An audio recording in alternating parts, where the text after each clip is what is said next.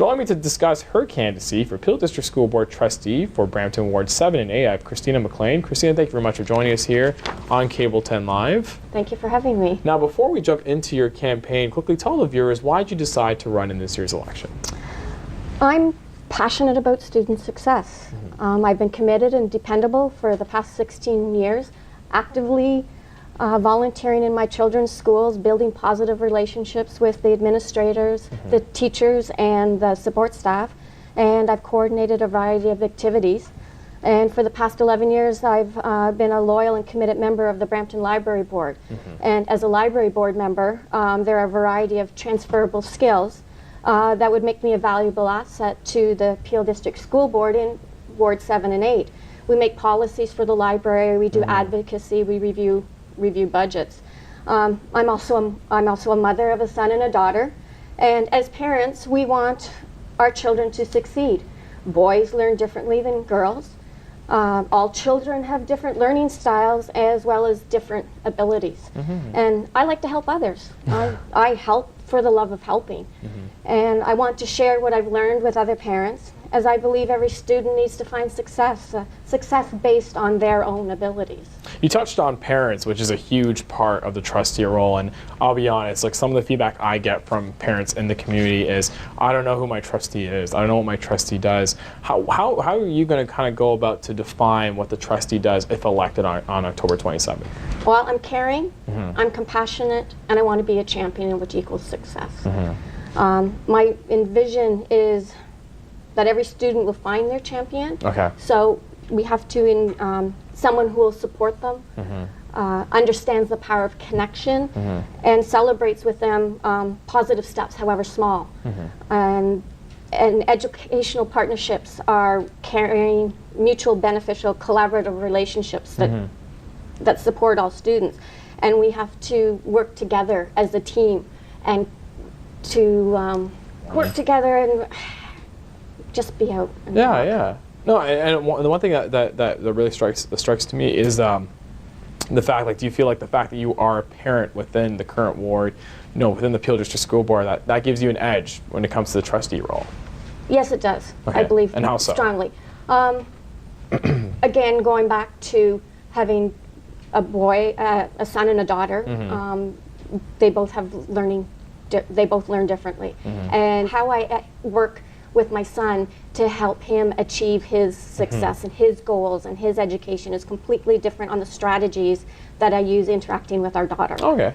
So, and my daughter, for her age, is more mature than my son was at the same age, when he was her age. This is typically the case in a lot of situations. Exactly, and every child is different.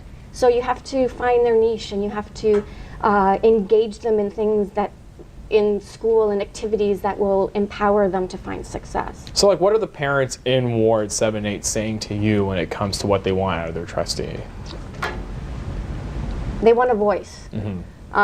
A voice that will act as a conduit between the school, between the community, because there's lots of community support and agencies out there, and between the board that can do advocacy for the different avenues and for the different concerns that the parents have. One of your campaign platform points is you want to see more support for students, and you touched on the differences in which males may learn different from females and so on, and just maybe kind of being a parent and having different learning types within the family. How would you go about kind of providing more support for students? Children and teens need to learn where they feel safe and cared for, and each of us as a parent has a responsibility to do our part to help every student develop healthy relationships, make good choices, and to achieve success. And schools have a unique opportunity to support mental health. Children and youth are in school 6 hours a day, 5 days a week. Now, schools are not the only player in their lives, and maybe not even their major influence. But as a trustee for Peel District School Board, I want to work with my peers so that we can ensure that our students are cared for during the day, and including their mental health. Mental health is a huge issue right now amongst, probably amongst the country, especially when it comes to students. We've seen issues with bullying, we've seen issues with depression. How would you kind of go about influencing more mental health awareness among, especially, in Ward 7 and 8? There's a lot of agencies and support networks out there that you can coordinate and have them their information to the school. You can involve your parent councils. They're a great resource in trying to advocate and transfer information. And there's families of schools. You could have a community come in. For example, the Canadian Mental Health Association, Peel Region Appeal has different people that could come and speak, and you could. It's about educating and taking the information out to the parents. Yeah, because like what I've seen and just from what I've been hearing in the community is not a lot of parents know what their students or what their children are going through when it comes to some of their mental health, whether they're dealing with mental health illness or whether they're kind of sad about their marks or not happy about what's going on with their friends and so on. So it's very hard to identify what these key issues are. So reaching out to a lot of these partner organizations is probably the remedy for that.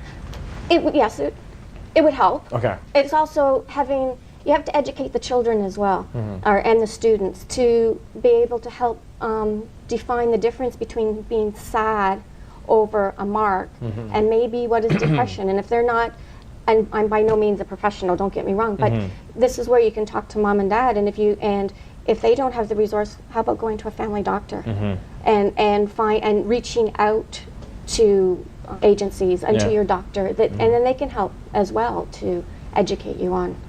Another key issue that's been really prevalent amongst this election is EQAO results. EQAO seems to be a huge thing amongst a lot of trustees when it comes to how their ward's doing, scoring when it comes to math and English, how it's comparing to the provincial average, and just what kind of resources should be made available to students so that they can exceed in their scores.